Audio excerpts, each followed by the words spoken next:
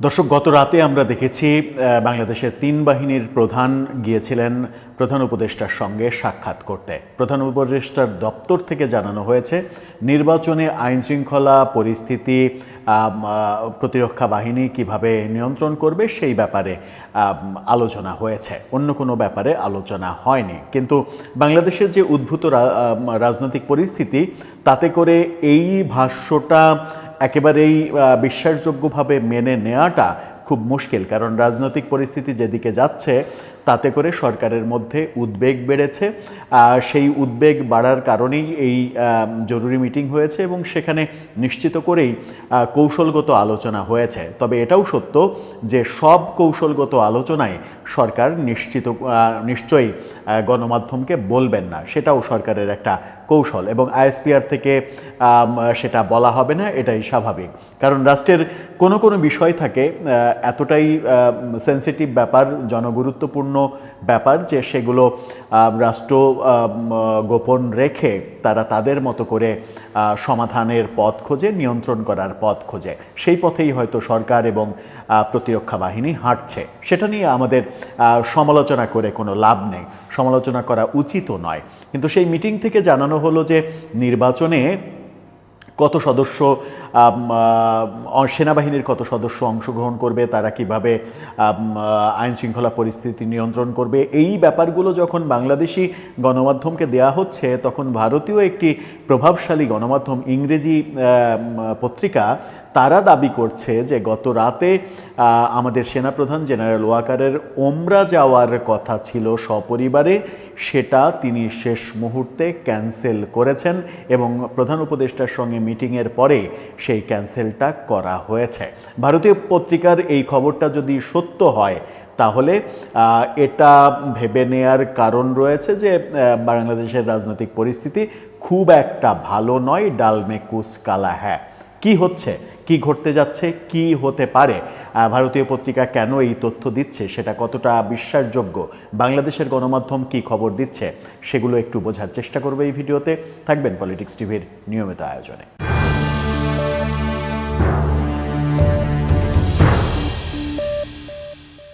দর্শক, বলছিলাম গতকালকে যে প্রধান উপদেষ্টার সঙ্গে আমাদের তিন বাহিনীর প্রধানের বৈঠক, সেই বৈঠক নিয়ে যথেষ্ট গুঞ্জন, উত্তেজনা তৈরি হয়েছিল। হঠাৎ করে কেন তিন বাহিনীকে ডেকে পাঠানো হলো? প্রধান উপদেষ্টার দপ্তর থেকে জানানো হয়েছিল যে এটা নির্বাচন সংক্রান্ত মিটিং, এর বাইরে কোনো কথা বলা হয়নি। শুধু বলা হয়েছে যে নির্বাচনে সেনাবাহিনীর কত সদস্য অংশগ্রহণ করবে। মিটিংয়ের যে ছবিটা প্রধান উপদেষ্টার দপ্তর থেকে গণমাধ্যমে দেয়া হয়েছে, একই ছবি সমস্ত গণমাধ্যমে প্রকাশিত হয়েছে। ছবিটা আপনারা আরেকবার একটু দেখে নিন। সেখানে একমাত্র সেনাপ্রধান বাদ দিয়ে বাকিদেরকে মোটামুটি মনে হচ্ছে হাস্যোজ্জ্বল অবস্থা। কিন্তু ব্যাপার হচ্ছে যে গণমাধ্যমে যে ছবি, বিশেষ করে এরকম রাষ্ট্রীয় গুরুত্বপূর্ণ মিটিংয়ের যে ছবি গণমাধ্যমে প্রকাশিত হয়, সেটা মিটিং চলমান অবস্থায় ক্যামেরাম্যান দেদারসে ছবি তুলছেন সেরকম কোনো ছবি থাকে না।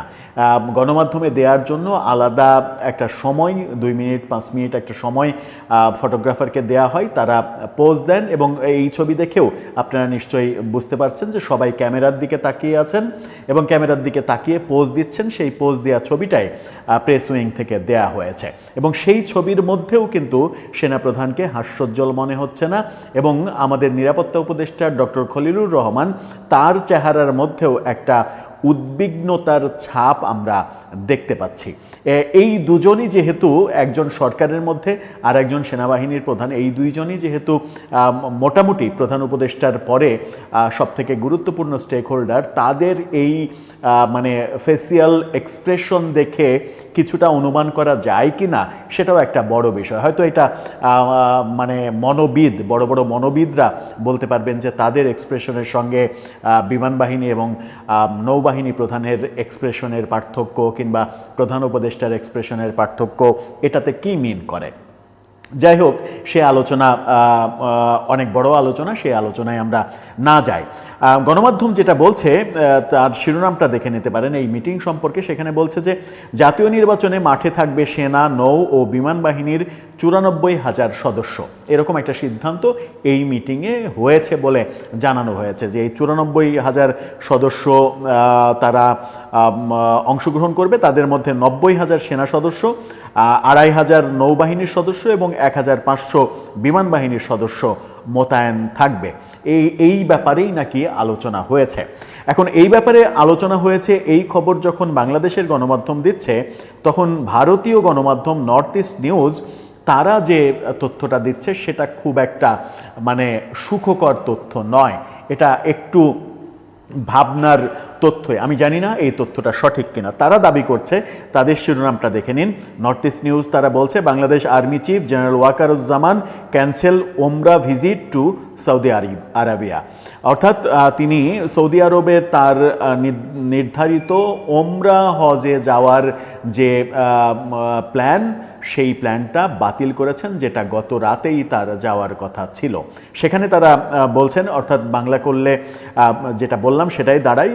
বলা হচ্ছে যে 1 নভেম্বর মধ্যরাতের আগে জেনারেল জামানের জেদ্দার উদ্দেশ্যে ফ্লাইটে যাওয়ার কথা ছিল, কিন্তু বাংলাদেশের প্রধান উপদেষ্টা মোহাম্মদ ইউনূসের সঙ্গে 3 বাহিনী প্রধানের বৈঠকের পর তিনি মক্কার হজ যাত্রা বাতিল করেন। এই দাবি নর্থ ইস্ট নিউজ করছে। তারা বলছে যে সন্ধ্যায় বাংলাদেশের 3 বাহিনী প্রধানরা প্রধান উপদেষ্টা মোহাম্মদ ইউনূসের সাথে ঢাকার যমুনা গেস্ট হাউসের অফিসে দেখা করলেও জেনারেল ওয়াকারুজ্জামান রাতে সৌদি আরবের পবিত্রতম শহর মক্কায় তার ওমরা পালনের নির্ধারিত সফর বাতিল করেছেন। নর্থ ইস্ট নিউজ নির্ভরযোগ্যভাবে জানতে পেরেছে যে জেনারেল জামান, যার 14 অক্টোবর থেকে সৌদি আরবের 5 দিনের সরকারি সফর বাতিল করা হয়েছিল, অর্থাৎ এর আগে জাতিসংঘ মিশন সংক্রান্ত একটা জরুরি কনফারেন্সে তার যাওয়ার কথা ছিল 14 অক্টোবর সৌদি আরবে, সেটাও তিনি ক্যান্সেল করেছিলেন। সেই খবরও আমরা জেনেছিলাম এবং সেখানে তার বদলে অন্য একজন ঊর্ধ্বতন অফিসারকে পাঠানো হয়েছিল। এই কথাই বলা হচ্ছে যে বাতিল করা হয়েছিল। তিনি 2 নভেম্বর জেদ্দায় যাওয়ার তারিখ নির্ধারণ করেছিলেন, যেখান থেকে তিনি ওমরা পালনের জন্য ইসলামের পবিত্রতম নগরীতে আরেকটি ফ্লাইটে যাওয়ার কথা ছিল। অর্থাৎ 2 নভেম্বর বলতে গত রাতেই মধ্যরাতের পর তো 2 নভেম্বরই হয়, সেটাকেই তারা বোঝাতে চাচ্ছে যে সেই ওমরা হজে তার যাওয়ার কথা ছিল, সেটা তিনি বাতিল করেছেন। এবং এটাও তারা বলছে, দাবি করছে যে তার সপরিবারে যাওয়ার কথা ছিল।